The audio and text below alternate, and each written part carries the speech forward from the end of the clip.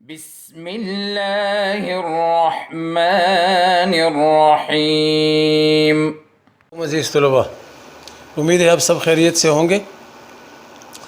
پچھلے لیکچر میں ہم نے انسان کسی حال میں خوش نہیں رہتا کا لب لباب یا مرکزی خیال آپ لوگوں کے سامنے بیان کیا تھا۔ امید ہے کہ آپ نے لکھا ہوگا، آپ نے سمجھا ہوگا۔ آج کے لیکچر میں انسان کسی حال میں خوش نہیں رہتا کہ جو مشقی سوالات ہے وہ آپ کے سامنے ایکسپلین کریں گے، آپ کو سمجھائیں گے۔ تو بیٹا آپ لوگوں نے اس طرح کرنا ہے کہ جب آپ لب لباب یعنی مرکزی خیال اپنی نیٹ کاپی میں آپ کو جو اسکول کی طرف سے نوٹس ملے ہیں اس کی مدد سے آپ لکھ لو، تو اس کے بعد یعنی اس لب لباب یا اس مرکزی خیال کے بعد آپ نے مشقی سوالات لکھنے ہیں، اور اس کا طریقہ یہ ہوگا جس طرح یہاں پہ نمونے کے طور پر میں نے ایک سوال لکھا ہوا ہے، آپ نے بالکل یہی سیم طریقہ اپنی نوٹ بک میں ہر کویسچن سے پہلے کرنا ہے۔ سوال کچھ اس طرح ہے، پہلا کہ سلطان افلاک کے دربار سے کیا اشتہار جاری ہوا، تو اس کے فوراً بعد آپ نے حوالہ متن لکھنا ہے، یعنی اس سبق کا جو حوالہ ہے، مصنف کا حوالہ ہے وہ لکھنا ہے۔ سبق کا نام انسان کسی حال میں خوش نہیں رہتا، مصنف کا نام مولانا محمد حسین آزاد، مصنف کی ادبی حیثیت انشا برداز، شاعر، نقاد یعنی تنقید نگار، ان کی تصانیف آب حیات، دربار اکبری، نیرنگ خیال۔ یہ سبق بھی اس کتاب سے لیا گیا ہے، نیرنگ خیال سے۔ جواب کچھ اس طرح ہوگا کہ سلطان افلاک یعنی اللہ تعالیٰ کے دربار سے یہ اشتہار جاری ہوا کہ تمام دنیا والے اپنے رنج و عالم اور مصائب و تکالیف لا کر ایک جگہ ڈیر کر دے۔ پھر اس کے بعد آپ نے دوسرا سوال لکھنا ہے، اس کے ساتھ بھی آپ نے یہی طریقہ کرنا ہے۔ دوسرا سوال یعنی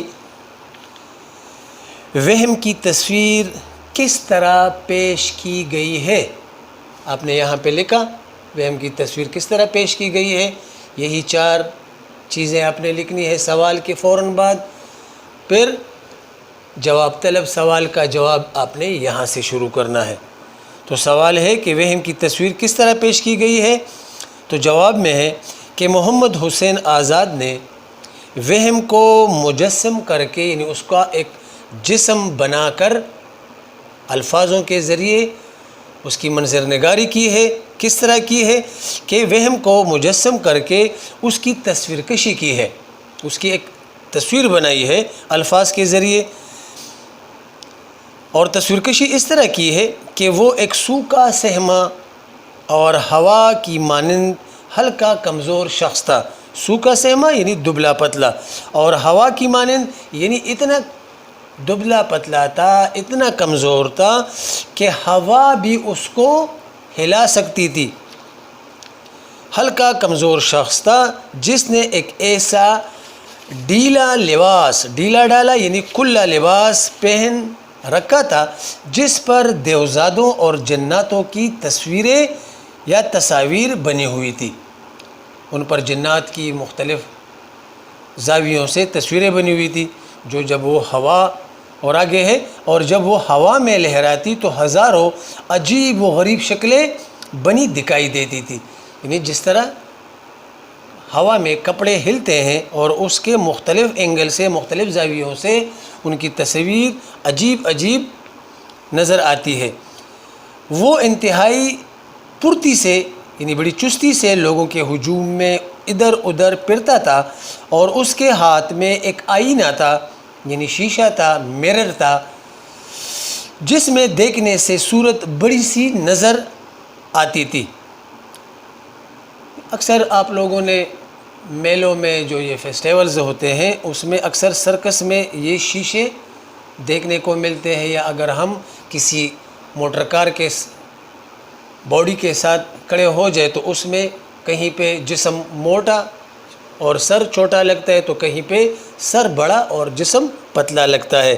تو یہ شیشے بھی کچھ اس طرح سے تھے. اور اس کی آنکھ یعنی وہم کی آنکھ وحشیانہ تھی، بڑی وحشت تھی اس کی آنکھوں میں، مگر نگاہ میں افسردگی تھی لیکن آنکھوں میں مایوسی تھی. ٹھیک ہے. اسی طرح پھر تیسرا سوال، اس کے ساتھ بھی آپ نے یہی طریقہ کرنا ہے. سوال کچھ اس طرح ہے کہ پیر مرد کا واقعہ بیان کرے.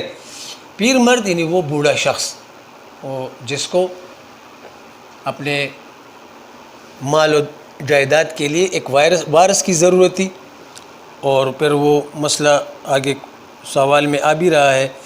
تو سوال کے فوراً بعد آپ نے یہ 4 چیزیں لائنیں لکھنی ہیں.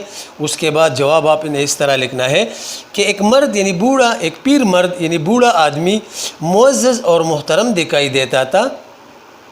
درد قولنج یعنی اپینڈکس یعنی بڑی آنت کے درد کی وجہ سے بیتاب تھا، بے چین تھا. وہ اپنی بے اولادی کے سبب اپنے درد قولنج کے بدلے اپنی جائیداد کے لیے ایک وارث چاہتا تھا.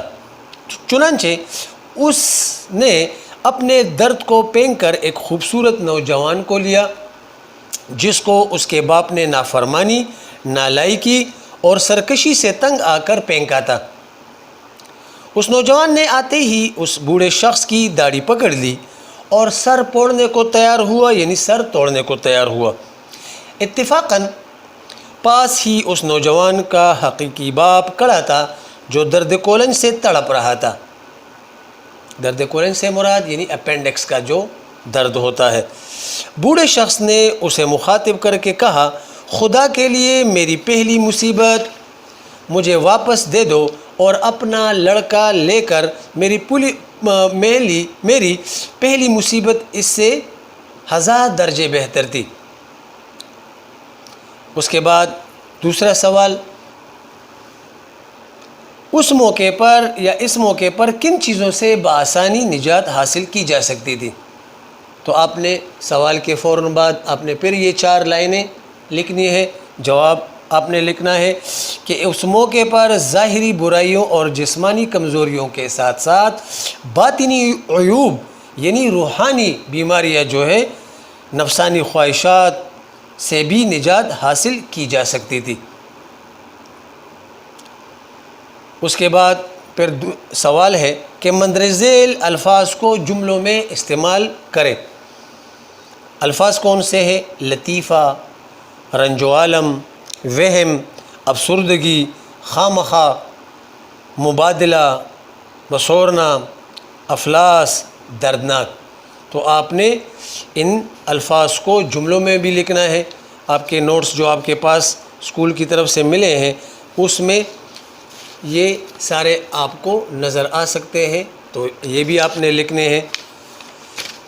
اس کے بعد آپ نے ایک دوسرا سوال لکھنا ہے، گرامر کے حوالے سے ہے، وہ آپ کی بک میں ہے بھی، آپ بک سے بھی مدد لے سکتے ہو، نوٹس میں بھی ہے، نوٹ سے بھی مدد لے سکتے ہو. مرکب ناقص اور مرکب تام، قواعد کا سوال ہے، آپ کی توجہ. ناقص کے لغوی معنی نامکمل کے بھی ہیں، لہٰذا مرکب ناقص جسے کلام ناقص بھی کہتے ہیں، اس مراد یہ ہے وہ مرکب ہے یا جملہ ہے جس سے سننے والا پورا مطلب اخذ نہ کر سکے. یعنی وہ کلام یا وہ جملہ یا وہ مرکب جس سے سننے والا پورا مطلب اخذ نہ کر سکے. مثلا زمین آسمان، مسجد میں، اسکول میں، بازار میں. اب اس آدھے جملے کی سمجھ نہیں آ رہی کہ کیا مطلب ہے اس کا، یہ نامکمل کلام ہے. اس قسم کے مرکبات کو مرکبات ناقص کہا جاتا ہے. اس کے بعد مرکب تام، تام کے معنی ہے مکمل، پورا.